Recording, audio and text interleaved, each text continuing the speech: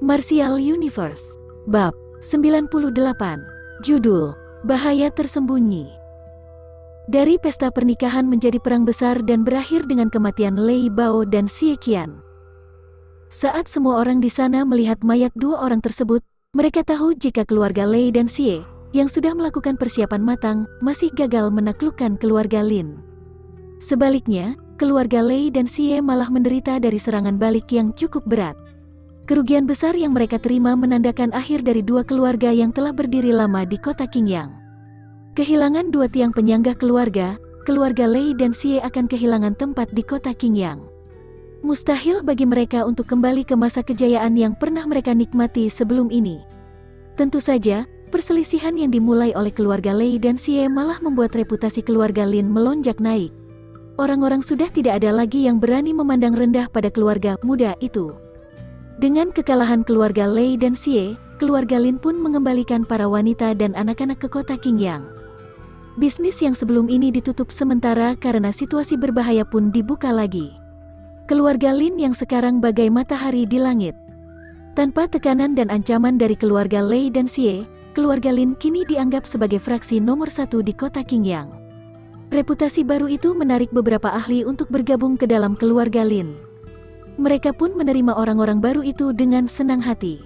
Walaupun para ahli yang baru bergabung itu membuat keluarga Lin mengeluarkan biaya besar, jumlah itu tidak ada apa-apanya karena keluarga Lin memiliki tambang batu yang Yuan. Ditambah lagi, keluarga Lin pun menderita kerugian yang cukup besar di hari peperangan dengan keluarga Xie dan Lei. Sehingga, mereka pun membutuhkan tambahan orang untuk saat ini. Sehingga, setelah pemeriksaan singkat, keluarga Lin merekrut para ahli yang tidak mencurigakan, membuat kekuatan mereka pun melonjak naik. Sementara Lin Zentian dan yang lain sedang sibuk berbenah masalah setelah perang, Lindong kembali lagi ke area pegunungan yang dulu ditempati oleh keluarga Lin. Sejak identitasnya sebagai master simbol terkuak, posisinya di keluarga Lin mencapai posisi yang sangat tinggi. Bahkan saat Lin Zentian berbicara dengan cucunya, wajah keriputnya akan dipenuhi dengan kebanggaan dan kelembutan.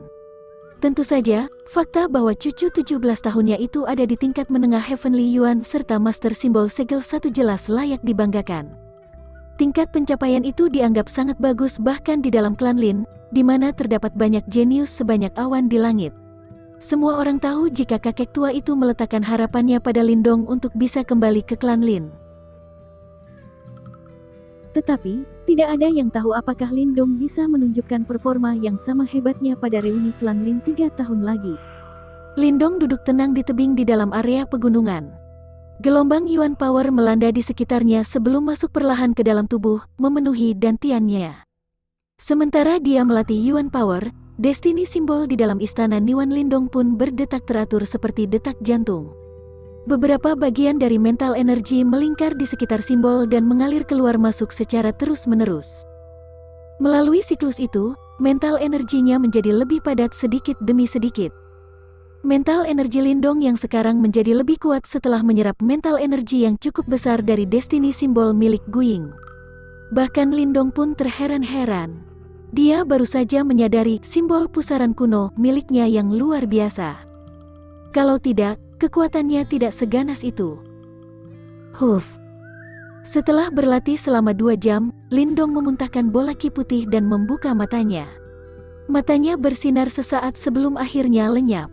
Mungkin aku butuh 1 bulan lagi untuk naik ke tingkat akhir Heavenly Yuan. Lagi pula, seni King Yuan itu ilmu tingkat rendah, sehingga tidak bisa memenuhi kebutuhan tingkat Heavenly Yuan.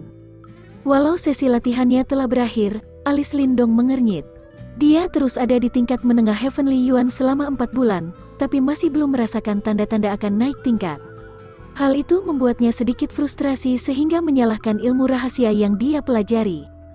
Tentu saja, jika hal ini diketahui oleh Lin Ken, Lin Mang, dan yang lainnya, mereka mungkin akan muntah darah. Mereka terus stagnan di tingkat itu selama beberapa tahun. Walau pertanda akan naik tingkat sudah terasa, jumlah waktu total yang mereka gunakan di tingkat ini 10 kali lebih lama dari Lindong. Jika Lindong masih belum puas dengan kecepatannya yang sekarang, Lin Ken dan Lin Mang mungkin akan merasa malu setengah mati. Lindong menggeleng dan membuang pikiran di hatinya. Keluarga Lin yang sekarang meluaskan diri perlahan sambil merampas harta keluarga Lei dan Xie. Situasi ini tidak dianggap berlebihan karena kenyataan memang kejam. Bukan hal mustahil jika permusuhan antar keluarga bisa berakhir dalam pembinasaan. Lindong pun beranggapan, jika keluarga Lin yang kalah dalam perang, mengingat cara Lei Bao, mungkin tidak ada yang tersisa juga dari keluarga Lin. Destiny Soul Symbol. Pikiran Lindong pun terhenti ketika teringat akan dirinya sendiri. Dia telah mengambil tas Qian Kun milik Guying setelah membunuhnya hari itu. Lindong tidak tahu banyak tentang Master Simbol. Bagaimanapun, saat dia pertama kali bertemu dengan guru besar Ruo di kota Yan, dia hanya diberikan 3 bagian awal dari bab pergerakan spiritual. Karena itu, pemahaman Lindong terhadap Master Simbol masih ada di level paling rendah. Untungnya, dia telah mendapatkan informasi yang berhubungan dengan Master Simbol sangat banyak dari tas Qian Kun milik Guying.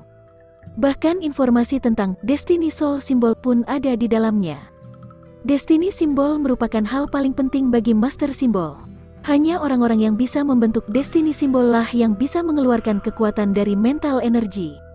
Destiny Symbol itu pun dibagi menjadi kelasnya sendiri.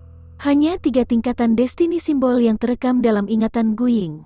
Destiny Symbol, Destiny Soul Symbol, dan Destiny Heaven Symbol. Destiny Symbol merupakan tipe paling umum. Simbol itu tidak memiliki kemampuan khusus. Kebanyakan Master Symbol memiliki Destiny Symbol yang normal ini. Destiny Soul Symbol adalah simbol yang cukup langka. Simbol sejenis itu bisa mengubah wujudnya dan juga dilengkapi oleh kemampuan unik. Contohnya, simbol pusaran kuno milik Lindong memiliki kekuatan yang bisa menyerap. Untuk Destiny Heaven Symbol, malah lebih mengerikan. Dikatakan bila saat digunakan, Destiny Heaven Symbol akan menelan bumi. Tentu saja, simbol itu sangat tidak masuk akal dan di buku pun hanya dijelaskan sangat singkat. Itulah mengapa Guying sangat terkejut saat melihat simbol pusaran kuno berubah menjadi pusaran hari itu. Bagaimanapun, Destiny Soul Symbol ini sangat langka. Jika seorang Master Symbol bisa membentuk Destiny Soul Symbol pasti akan sangat membantu pengembangannya. Inikah Destiny Soul Symbol? Lindong berkedip beberapa kali saat cahaya keluar dari matanya dan berubah menjadi simbol sederhana yang melayang di depannya. Dia tidak pernah membayangkan jika benda yang dia dapatkan secara kebetulan rupanya bisa sangat sakti. Bagaimanapun, kekuatan menghisap mental energi orang lain dan menjadikannya miliknya sendiri itu terlalu mengerikan.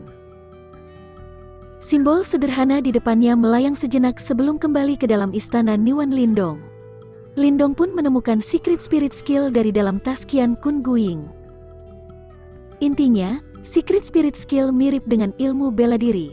Bedanya, ilmu bela diri menggunakan Yuan Power, sementara Secret Spirit Skill membutuhkan mental energy. Secret Spirit Skill ini dibagi menjadi beberapa tingkatan yang mewakilkan aspek penting dari manusia. Dari tingkatan rendah ke tinggi, intisari, ki, jiwa. Sebelum tingkat intisari, masih merupakan tingkat umum. Secret Spirit Skill milik kebanyakan Master Symbol ada di tingkat ini. Walaupun jarum materialisasi jiwa yang digunakan Guying cukup mendominasi, tapi itu hanyalah Secret Spirit Skill normal. Untuk mendapatkan Secret Spirit Skill yang kuat bukanlah hal yang mudah. Jalan menjadi Master Symbol memang sangat mendalam dan misterius. Lindong memijit jembatan hidungnya lalu mengambil tas Qian Kun milik Guying. Bibirnya terkunci dan alisnya mengerut. Walaupun mereka telah menang dalam pertarungan melawan keluarga Lei dan Xie, sebuah bahaya yang lebih besar masih mengintai. Bahaya besar itu tentu saja Sekte Baju Darah. Lindong telah membunuh wakil kepala Sekte Baju Darah. Jika berita itu sampai keluar, mengetahui gaya Sekte Baju Darah, mereka pasti tidak akan membiarkan hal ini begitu saja. Masalah itu pun terus menekan Lin Zentian dan anggota inti keluarga Lin yang lain. Walaupun mereka tidak memperlihatkannya, Lindong tahu jika mereka sedang merasa khawatir. Pembalasan Sekte Baju Darah tidak bisa dibandingkan dengan keluarga Lei dan Xie. Bagaimanapun, Sekte Baju Darah adalah salah satu fraksi di kota Yan dan kekuatan mereka lebih kuat dari keluarga Lei dan Xie. Jika mereka mengerahkan pasukan besar untuk membalaskan dendam, keluarga Lin akan menghadapi ancaman kehancuran sekali lagi. Jika demikian, pertumbuhan keluarga yang sudah terlihat di kota Qingyang akan hancur berkeping-keping. Sebagian besar fraksi di kota Qingyang telah memperkirakan hal ini. Karena itu, meski keluarga Lin yang sekarang sedang menikmati perluasan bisnis yang cepat, hanya beberapa fraksi yang datang dan menunjukkan niat baik mereka. Semua orang tahu jika masa ini hanya akan berlangsung sebentar. Sekte baju darah seperti pedang tajam yang tergantung di atas leher keluarga Lin. Pedang itu bisa jatuh kapan saja. Pemandangan itu pun bukan sesuatu yang Lindong ingin saksikan. Lindong menghela napas panjang dan mengeratkan tinjunya. Bahkan dia pun merasakan tekanan yang luar biasa saat berhadapan dengan fraksi terkenal di kota Yan. Tak peduli siapa mereka, siapa saja yang ingin melenyapkan keluarga Lin harus membayar harga yang mahal. Lindong mengunci bibirnya. Sebuah kilat dingin terpancar dari matanya.